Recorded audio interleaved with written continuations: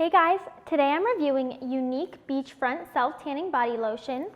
I gave this self-tanner 1.75 out of 5 stars. So as you can tell by the 1.75 rating, I wasn't a fan of it. This is a body lotion. It comes out very, very thick feeling and kind of tacky feeling. It's a dark lotion, so it has a dark brown guide to it. And the smell, when I smelled it in the bottle, I didn't like it at all. It smelled kind of like DHA and something else to me. I didn't like it. But once I started putting it on, it smelled better. It had like a perfume-like smell. The perfume smell was actually kind of strong, but at least it covered up the DHA pretty well. But by the next morning, I could still smell a little DHA.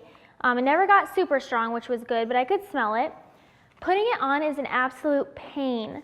Because of the dark guide, I would definitely recommend using a tanning mitt like I did.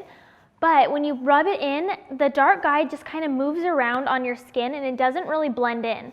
I was literally blending for like 5 minutes and it was just moving the guide around.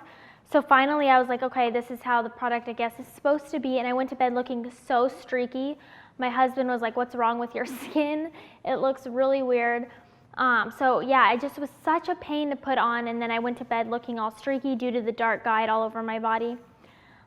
Since this product is kind of tackier and stickier, I wasn't surprised when it took longer than average to dry. It took about 45 minutes, and as you're waiting for it to dry, it does feel pretty sticky on your skin. Like if you go like this, you could still feel it sticky. And you do have to be careful because of the dark guide. It will stain stuff if you get it on your sheets or your clothes. The color this one produced. So after I washed it off the next morning, well, first of all, I woke up the next morning and I looked like I had bruises and cuts all over my body just because of how dark and streaky the guide was. It looked kind of creepy. But once I washed it off, I was left with like a light to medium tan, and I still had streaks. So like on my thighs and my arms, I had some streaks where I just couldn't blend the product in because it wouldn't blend in. And it wasn't nearly dark enough for my liking. The color was maybe a little too yellow for me as well. I saw online some people do 2 or 3 coats, but I just can't imagine doing that when I had so many problems applying 1 coat. So the color just wasn't dark enough for me, and I didn't really like the color it produced. It lasted about 3 to 4 days before fading away. And then as it faded, it was kind of hard to tell because it was already streaky to begin with, but it got a little streakier as it faded. And I also forgot to mention that this one comes in a 4-ounce bottle, and it sells for $39. So that works out to $9.75 per ounce, which is so expensive. And then they tack on shipping, so it actually comes out to over $11 an ounce, which is very, very expensive for this 4-ounce bottle.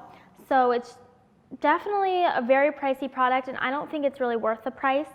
Men, I don't think you'll like this one very much just because of all those things I just listed. I think there's better self-tanners out there that you will like. So overall, I ended up giving this one 1.75 out of 5 stars. And for more information on this self-tanner as well as many others, please visit us online at SelfTanning.com and on Facebook and Twitter.